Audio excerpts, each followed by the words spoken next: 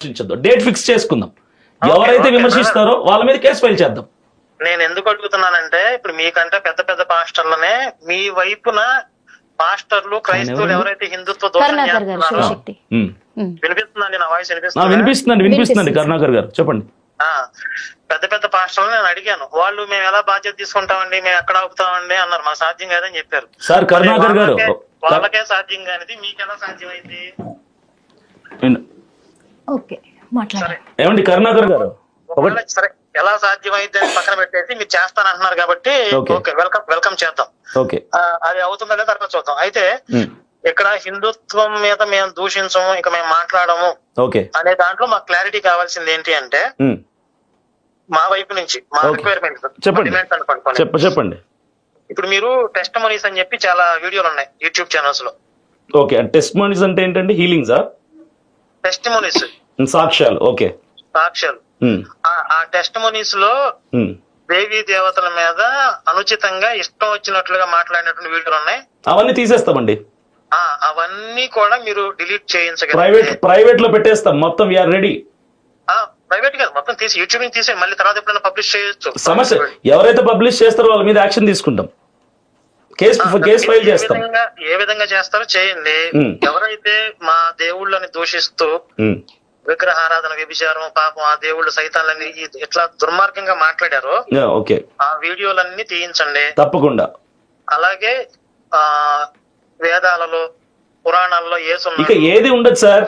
ఇక అసలు ఆ ప్రస్తావన ఉండదు. ఇక అదే తప్పుడు శ్లోకాలు ఎవరైతే సృష్టించారో మా బైబిల్ మేము ప్రకటించుకోవడం తప్ప ఇక ఇతర గ్రంథాల జోలికి మేము వెళ్ళకూడదని డిసైడ్ అయ్యాము. మీరు ఓకే అంటే మేము ఓకే సార్. మీరు ఎప్పుడైనా డేట్ ఫిక్స్ చేసుకుంటే పెద్దలందరూ కలిసి కూర్చుందాం.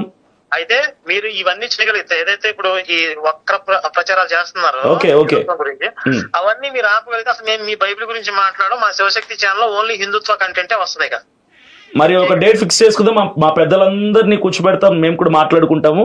ఆల్రెడీ ఒకసారి డిస్కస్ చేసాం మొన్న వారం క్రితమే. పెద్దలందరూ కూర్చున్నారు, పాస్టర్స్, లీడర్స్ అందరం కూర్చున్నాం. మేమందరం కూర్చొని ఒక మాట అనుకున్నాము. అయితే మీరు కూడా మీ పెద్దవాళ్ళని అందరినీ కూర్చోబెట్టగలిగితే మీరు కూర్చోబెట్టగలరని నమ్మకం మీకుందా? అంటే మీ పెద్దవాళ్ళు అంటే ఎవరో పేర్లు చెప్తే ఈ తరపున ఎవరు రావాల్సి ఉంటుంది అనేది మేము ఆలోచించుకుంటాం. పెద్దవాళ్ళు అంటే అండి ఇప్పటి వరకు ఎవరెవరైతే మీ గ్రంథాల మీద ఆరోపణలు చేశారో, వ్యాఖ్యలు చేశారో, కించపరిచి మాట్లాడారో మీకు తెలుసు, నాకు కూడా తెలుసు. అయితే ఇప్పుడు నేను కూడా మాట్లాడాను చాలా సందర్భాల్లో. మీ మత గురువులను కావచ్చు ఎవరన్నా నేను కూడా మాట్లాడాను. నేను కూడా సిద్ధంగానే ఉన్నాను నా వీడియోస్ అన్ని కూడా తీసేయడానికి. నేను కూడా ఇక మీదట మాట్లాడకుండా ఉండటానికి మేమందరం ఒక నిర్ణయానికి వచ్చాం కాబట్టి ఇంత ధైర్యంగా నేను చెప్పగలుగుతున్నాను. లేదంటే వాళ్ళ నిర్ణయం తీసుకుని నేనేమని చెప్పడానికి. మంచిదండి. ఇప్పుడు మేమందరం అని మీరు అంటున్నారు, అందరూ ఎవరో నాకు తెలియదు. ఒకవేళ వాళ్ళ పేర్లు చెప్తే మీరు చెప్పడానికి మీకు ప్రాబ్లం లేదు అంటే మాకు ఆ పేర్లు చెప్పండి. సరే, మాకు కూడా ఒక నమ్మకం వస్తుంది. ఈ స్థాయిలో వీళ్ళు క్రిస్టియానిటీని ఇన్ఫ్లుయెన్స్ చేయగలరు, వీళ్ళు చెప్తే వింటారు అని ఒక నమ్మకం వస్తుంది కదా మాకు. ఓకే, అభినయ్ దర్శన్ అని నేను కానీ, అజయ్ బాబు గారు కానీ. అజయ్ బాబు అసలు చర్చ ఉందా? మాట ఎవరంటారు? అది కాదండి, నేను అంటుంది ఎవరెవరైతే ప్రస్తావన చేస్తున్నారో యూట్యూబ్ ముఖంగా కూడా ఇంటర్వ్యూస్ లో కూడా వాళ్ళందరి కోసం చెప్తున్నా నేను. అజయ్ బాబు గారు కానీ, నేను కానీ, విజయ్ ప్రసాద్ రెడ్డి గారు కానీ, జాన్ పాల్ గారు కానీ, తర్వాత వికేఆర్ గారు కానీ, ఇంకెవరున్నారు ఇంకా వీటి కోసం మాట్లాడే వాళ్ళు? మెయిన్ అయితే వీళ్ళే అనుకుంటున్నాను నాకు తెలిసి. వీళ్ళందరూ కూడా సిద్ధంగా ఉన్నారు. ఆ రోజు లీడర్స్ మీట్ లో వీళ్ళందరూ కూర్చున్నారు. నేను కూడా లీడర్స్ మీట్ లో కూర్చొని మేమందరం ఒక కొలిక్కి వచ్చాం. Okay, very good.